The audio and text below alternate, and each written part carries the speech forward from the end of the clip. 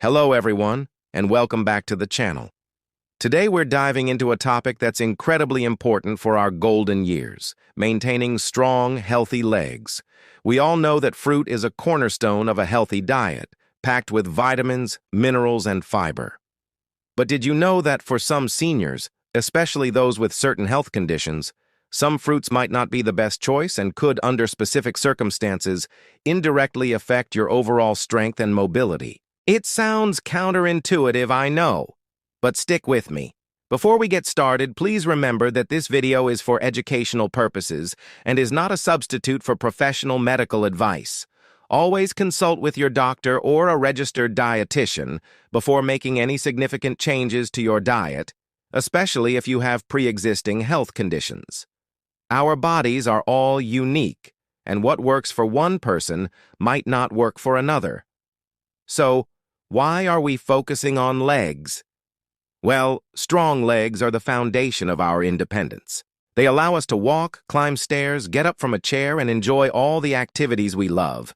As we age, maintaining muscle mass and bone density becomes a top priority, and our diet plays a massive role in this. Now, let's be crystal clear. No fruit is inherently bad.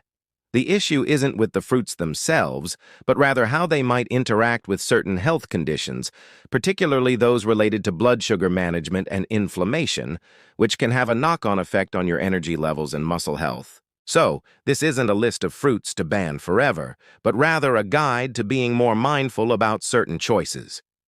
Let's start with our first fruit, mangoes. Oh, the sweet tropical delight of a ripe mango. They are a fantastic source of vitamin C and vitamin A. However, mangoes are also very high in natural sugars.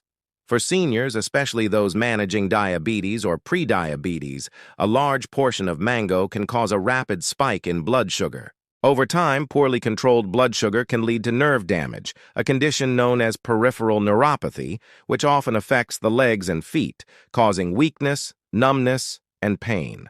This doesn't mean you can never eat mango again. The key is portion control. Instead of eating a whole mango, try having just a few slices paired with a source of protein or healthy fat, like a handful of nuts or a dollop of Greek yogurt to slow down the sugar absorption. Next on our list are grapes. Grapes are so easy to pop in your mouth, and before you know it, you've eaten a whole bunch.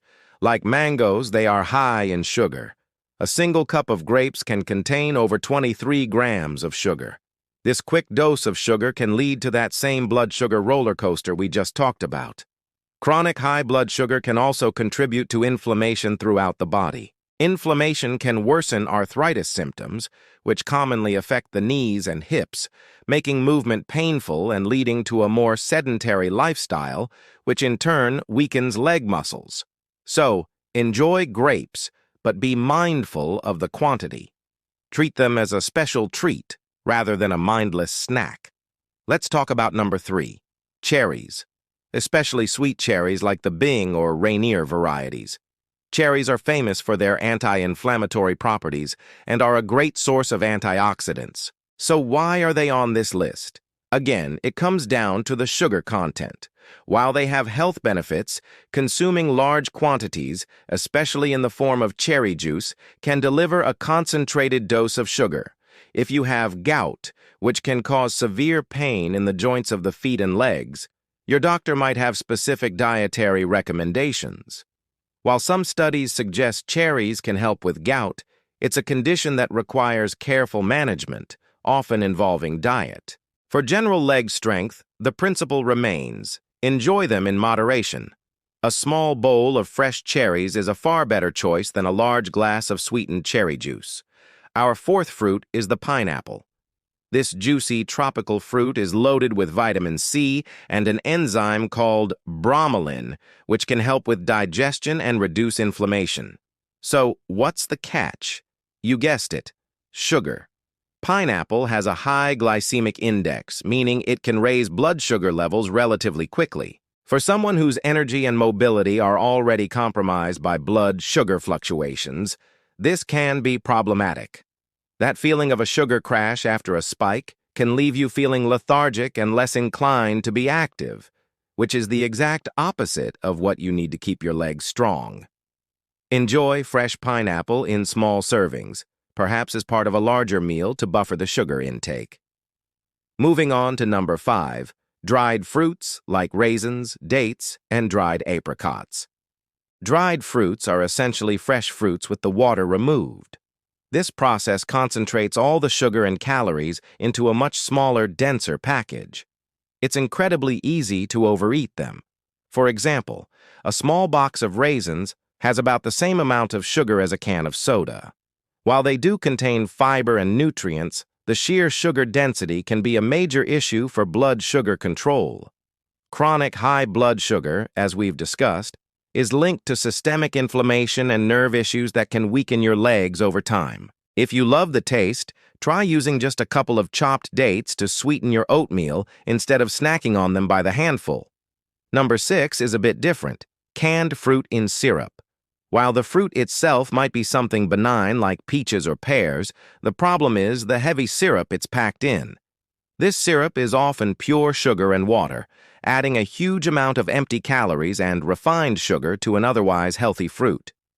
This is a surefire way to send your blood sugar soaring. Always, always opt for fruit canned in its own juice, or, even better, in water. And be sure to rinse the fruit before eating it to wash off any excess sugars. It's a simple swap that makes a huge difference for your metabolic health, which is foundational to your physical strength. Finally, number 7, bananas. Now hold on, I know bananas are a go-to for potassium, which is crucial for muscle function. So why are they here? It's about ripeness.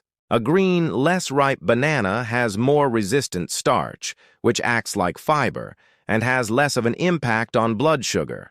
However, as a banana ripens and gets those brown spots, its starches convert into simple sugars. A very ripe banana can have a surprisingly high glycemic index. For someone with insulin resistance, a ripe banana can cause a significant sugar spike. If you love bananas, try eating them when they're still slightly green, or pair them with peanut butter to add protein and fat, which will help stabilize your blood sugar response. So, to recap, our list isn't about bad fruits. It's about being a smart consumer for your specific health needs. The common thread is managing sugar intake to maintain stable blood sugar levels, which helps prevent inflammation, nerve damage, and energy crashes. All of these things can indirectly lead to inactivity and weakened legs. The key takeaways are portion control, pairing fruit with protein or fat, choosing whole fruits over juices or dried versions, and being mindful of ripeness. A strong body in our senior years starts with smart choices on our plates. Don't fear fruit. Instead, use this knowledge to build a diet that supports your strength, vitality, and independence for years to come. Focus on berries, apples, and pears, which are generally lower in sugar and high in fiber. Thank you so much for joining me today. I hope you found this information helpful and empowering. If you did, please give this video a thumbs up, and don't forget to subscribe to our channel for more tips on healthy aging. We'd love to hear from you in the comments below. What are your favorite ways to enjoy fruit while staying healthy? Stay active, stay strong, and we'll see you in the next video.